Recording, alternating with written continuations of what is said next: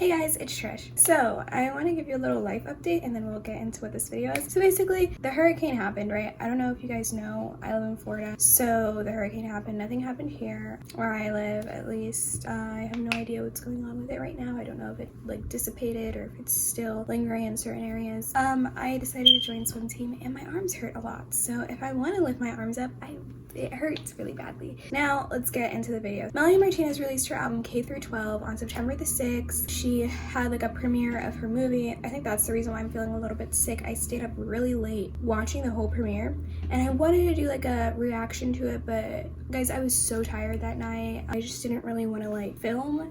All Friday, which was yesterday, I was listening to the music. I'm like obsessed with it. I was like so excited for it and I want to do a reaction. This isn't like an actual reaction because I've heard the music before, but like we're just gonna do like a reaction slash review. We're gonna talk about it together. And I'm not gonna do the film because I feel like that would make this video super long, but I really do think the film is super cool. I watched an interview with Melanie actually, and she said that the film is like it's like the closest representation to her mind that she's ever created. And so we're gonna start. It's 13 songs, K-12. We're gonna listen to it on Apple Music.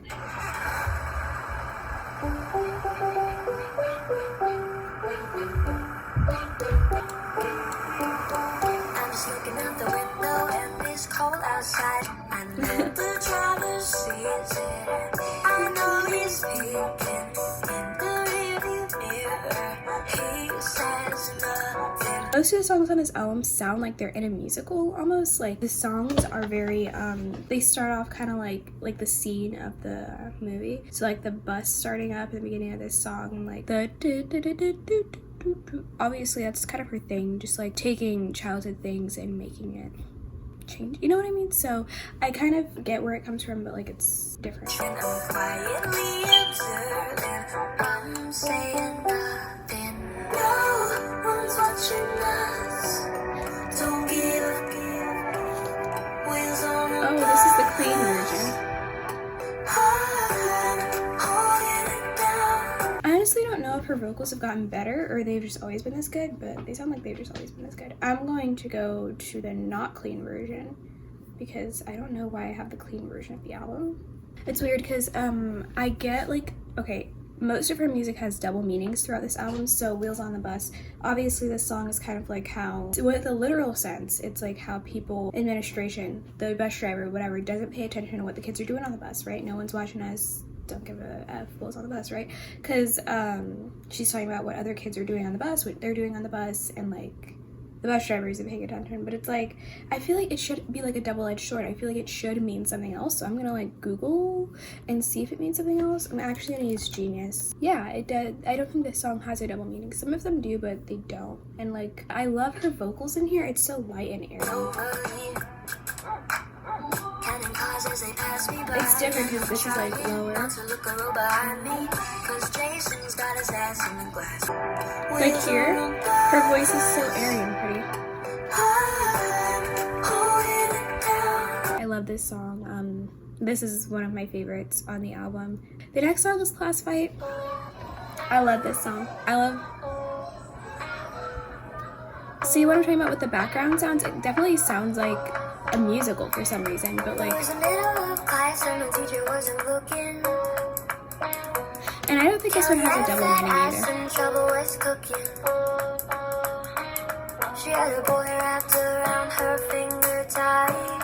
Okay, I like this part. Do I feel sad? Should I give him away or feel this bad? No, don't you choke. Daddy chimed in, go for the throat, for the throat. This is also interesting because if you like know Crybaby as a character, I don't know, then you know that like her mother's literally a drug addict. Like in the film, it shows like she tries to call her mom, but then her mom is like passed out with like a bottle of alcohol, and her mom killed her dad, which is like what's said in Sippy Cup, right? He's still dead when you're done with the bottle. So like, you get me? Daddy's dead. So like she's just lying and saying like this is what they say, but that's definitely not what they say because dad's dead and mom's an alcoholic. But I love this song so much. The teacher broke us up after I broke her. And the one true love called me a monster. I also like the modulation? No, how they like edit her voice to sound different in this album, like they deepen her voice. I love that. Next song is The Principal. Obviously, this song is about the principal and how they just have a lot of control over the students or whatnot. But to me, The Principal feels like kind of just talking about media and kind of like how it starts with a money seeking, always peeping, fucking creeping, got it on the down low. It's how you think you always sneaky. What if I had told your mother her son was a cruel motherfucker? Huh? Okay, The Principal seems like a metaphor for like the government and like the president, and like how the principal is basically the president, and how like our president currently, I think this entire album is kind of like a metaphor for our society, but how our president just doesn't really give a crap and only does what he can to make himself and his buddies better. I'll try to make you listen, but you want it your way. Riot, killing kids all day and night, prescription pills and online fights. Online fights like Trump. Okay. You're a good guy, all you want is cash and hype. Fuck our dreams and there's no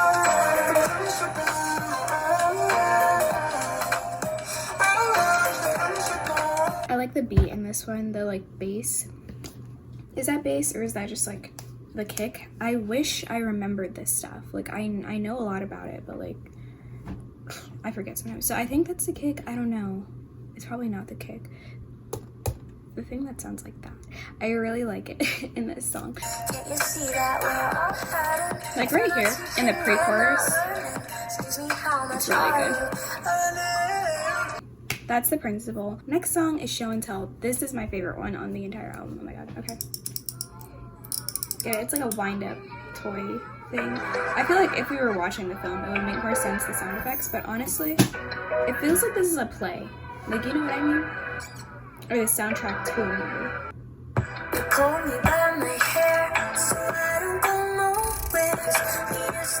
I just really like the music production of this song.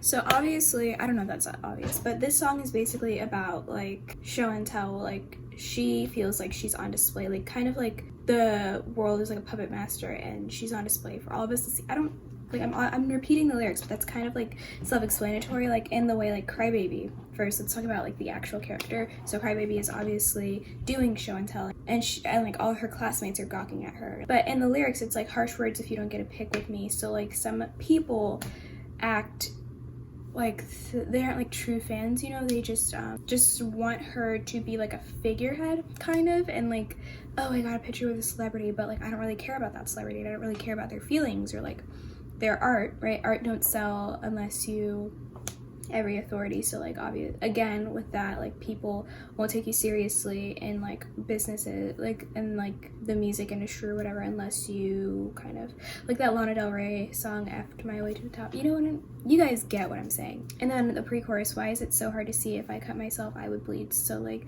I'm just like you, you're like me. So she's saying like I'm not like how K-pop idols are kind of supposed to be seen as like non-human, basically. She's like, well, I'm not. Like regardless of what persona celebrities are putting on, we are just people. Okay, I also like in her music you can like hear like the gears grinding up, like not the gear but like wind up. It's like in the film she's like on a wind up toy, so you can still hear that throughout the song. I like that with most of the music in this album. You can hear whatever's going on still. Like in Class Fight you can still hear the kids like fighting with the principal. You can still hear the phone ringing throughout the song with Wheels on the Bus. You can still hear that, you know. So I like that. aspect of this album. I don't know, it's weird because usually when I listen to music, it's kind of like, I don't feel like I'm being taken into a different world. I kind of feel like I'm listening to something that's adding on to my life, but with listening to this album, I feel like I have to listen to everything because it kind of feels like it's its own thing. You know what I mean? It's kind of like listening to the soundtrack of an album. Like when I listen to, I don't know, Mulan soundtrack, right? I feel like I'm hearing these parts of Mulan and it reminds me of the film. The next song is Nurse's Office. This song is actually clean, so I don't have to bleep out any words, but I love this song too. I think this was one of the first snippets that I heard that I was like, oh my god, I'm so excited for this. Sickness. Actually, no, never mind. Don't cut me, punch me, just let me go into the nurse's office where I float away. I'm bleeding, band-aids won't heal it, so they take me out, give me that pink slip of permission. Teacher, can I sit right there? This bitch behind me is cutting my hair. This song I don't think has a lot of metaphor behind it. It's kind of literal. So like with the whole thing, the K-12 theme, Crybaby's getting bullied at school, and so she's just like, I need that pink slip of permission, the nurse's office slip, to get out of class, and band-aids won't heal this. So like it's like emotional pain. Obviously she's being bullied and like she just wants to get away from the situation. I kind of wish there was less coughing in it. That's just a stylistic preference, I guess. I just don't like, or like if it was quieter, but like I do get why it's there because it is kind of like a part of the soundtrack. But I feel like they could have added in the coughing in the movie, the film, and like left it out of the actual song. The next song is Drama Club. This song kind of speaks really metaphorically. Literally it's just about Crybaby being in drama club and them telling her, oh, you're not like, you need like a less professional role, why don't you play like a housemaker? And then she's like, can I get like a role that's not so domestic? And the principal or the teacher says, how about a harlot? Which, oh, that's rude. So she's just like, you know, women can do things too, like women don't need to have domestic roles anymore, women can do whatever, which I mean is like a pretty common theme, and like I guess it's been a common theme in society for a really long time. People still think like that, by the way. I feel like sometimes I get like in this mindset where I'm like, no way people still think like women aren't capable of doing this and that and the other, and then I'm proven wrong every day, almost every day. That's a lot of excess information. Let's hear Drama Club. Everyone is so soft, everyone is so sensitive. Do I offend you? You're hanging on my sentences. You can keep your costume and you can keep your mask. I'ma take a bow so you can kiss my ass. I never signed up for your drama, up for your drama club. Oh my freaking god, I literally think I caught a cold from the freaking pool water. Are you kidding me? But IDK. Okay, so Drama Club. Yeah, this is an okay song. I feel like I'm not really talking a lot about the music, and I'm not like really reacting the way, but like the way that I listen to music, I just like sit and I think really deeply about it. So I'm sorry, it's not fun, but I really like Drama Club. Drama Club's pretty fun. Like it's like okay, but like moving on. The next song is Strawberry Shortcake. Sounds like a vending machine. Oh, like they're getting strawberry shortcake out of the vending machine.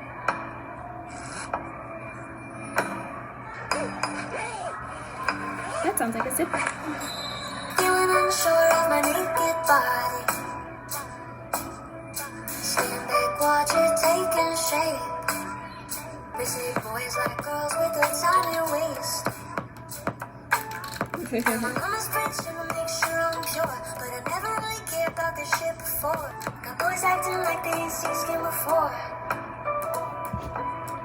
Guess I have to change cause my skirt is too short. It's my fault, cause I put that thing on top. And the boys wanna taste of the strawberry shortcake. I really like the production in this album. It's like good. Like, oh my god, I don't know how else to put it.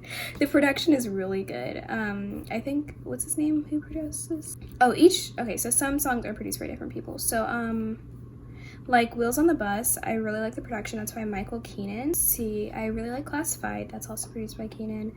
let's see, Strawberry Shortcake was produced by Keenan again, so I really like the way he produces music. Most of the songs are produced by him, and I really like his production. It's so good. The message behind this song is obviously as she grows up, she starts to notice that she's changing, and she's wondering why she doesn't look like things on television like Barbie, but then she's realizing that guys want her, and she keeps being told to like cover up, and she's like, oh, that's my fault, right? It's my fault that I am becoming a woman. Tell boys to keep it in their pants. And she says that in this song, and I think that's a good message to teach to boys growing up, middle school age.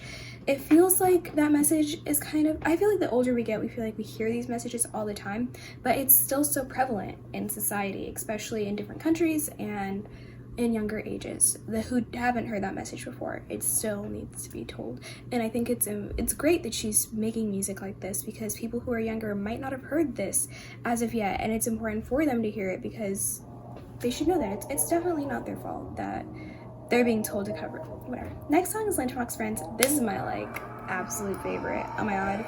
He said, hey girl, will you sit with me? Table in the back after you see. After lunch we can walk to class. Talk about the boys who we wanna smash. Talk about ways to get a little more cash. After that, I'll ignore your ass. Take photos, more photos, and gossip about hoes that they don't know. Oh, they talk shit though.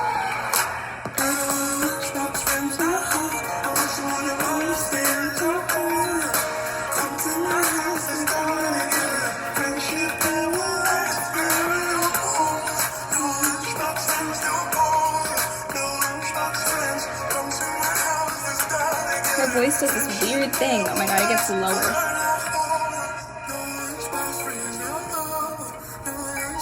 I don't know, I found that really creepy. Whenever I leave headphones, I'm like... This song is just about fake friends and people who will be like, let me recruit you. It's basically like Mean Girls, right? I'll recruit you, sit at our table, be friends with us, but you're not actually our friend. So it's about fake friends. Yeah, I really like that song. Next song is Orange Juice. This song is about bulimia. Very important topic. I feel bad for not liking this song as much. I don't really like the sound of it, but I do like the message. So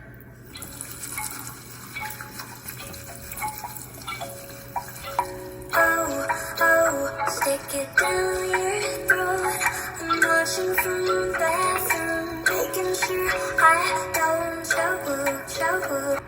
Now you're sitting in the cafeteria, shutting clementines and orange bacteria, pulling those around of your bulimia. You turn oranges to orange juice into there and spit it out of you. yeah, that's that song. It's a really nice song, just not one of my favorites. The next song is Detention.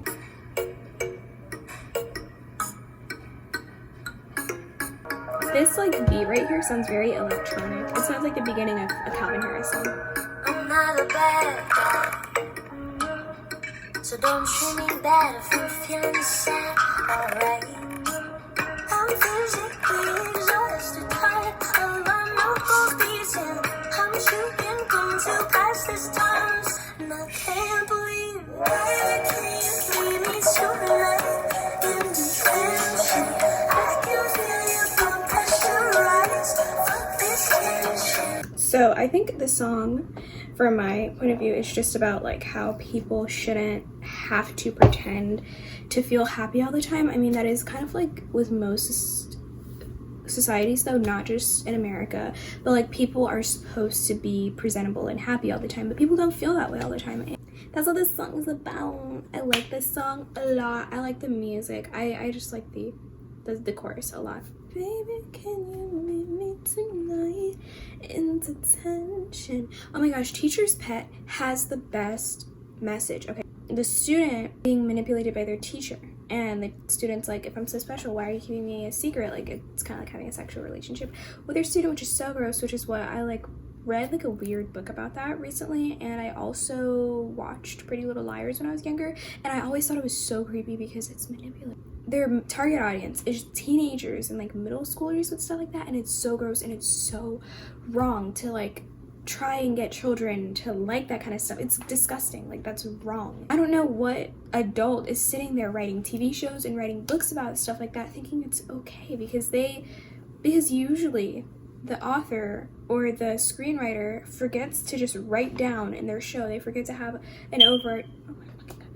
this overarching theme, or like somebody in the story literally verbally say that's wrong, that's not okay, and children shouldn't be experiencing that. They don't put that in the show, so kids end up thinking that's okay. Like, you hear like reports about that all the time, teachers manipulating children regardless of their gender or their age. It's wrong.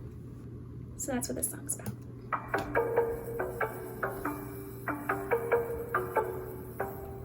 I think that's supposed to be like fly on the wall type of thing. Like, she can see it, like Mel can see it because she's the fly on the wall. I don't know. She bet her went back to him. She said it's for all the right reasons, baby. Talking about glaciers, call me your lady. If I pass this quiz, will you give me your babies? Don't call me crazy. Teacher's pet. If I'm so special, why I secret? Yeah, why the fuck is that? I knew this wouldn't last, but fuck you, don't you leave me here. She's feeling like a spider in a cage. You were her desire. Now she wants to light you on fire. The fuck is still so. This song, I love this song so much. It kind of makes the whole teacher's pet, like, creepy, like, sexualization, like the fetishization of your students and stuff like that. It makes it wrong. And like, I like that she's talking about this. It's like, I think this is one of her more powerful messages on this album, because it's always romanticized in media when it shouldn't be. And I think shows like Pretty Little Liars kind of made it okay to romanticize stuff like that when it's definitely not. It's so gross. Okay, continuing, the next song is called High School Sweethearts. I love this song. So it starts out with a cappella.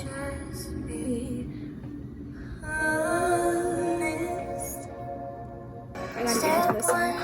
You must accept that I'm willing to allow my mind stab too. This is a waste if you can't walk me down the finish line. Then the smother until you can't handle it no more, no more. Go home. Can we just be honest? These are the requirements. You just promise to love me, and damn it if you fuck me over, I will rip your fucking face apart. High school sweethearts, line up and try to waste my time. So obviously this song is just about her telling the guys what she wants in a guy, and like being like, if you're not my type, then like don't even approach me, because like you're wasting my time, you know? So the last song on the album is Recess. This isn't one of my favorite songs, but yeah, it closes out the album really sweetly. I like the music box type music. It's a really pretty song. I was too young to see the truth. People gonna say, if you need a break, someone will take your place. People gonna try to tell you that you're fine with dollars in their eyes. Don't let people like screw you over. And like even in the entertainment industry, it's always about money and stuff like that. And I think it's even a little bit more about like just sexual assault even. I saw something about that on Genius. So yeah, her grandmother in the beginning of the song is giving her advice about relationships and stuff like that. Stream K-12 and Crybaby. And just, yeah, Melanie Martinez is awesome. And I hope you guys enjoyed this video. I will be back with regularly scheduled content next time. Hopefully without a sore throat and without super sore arms and a very diluted personality. So I'll talk to you guys next time. Bye.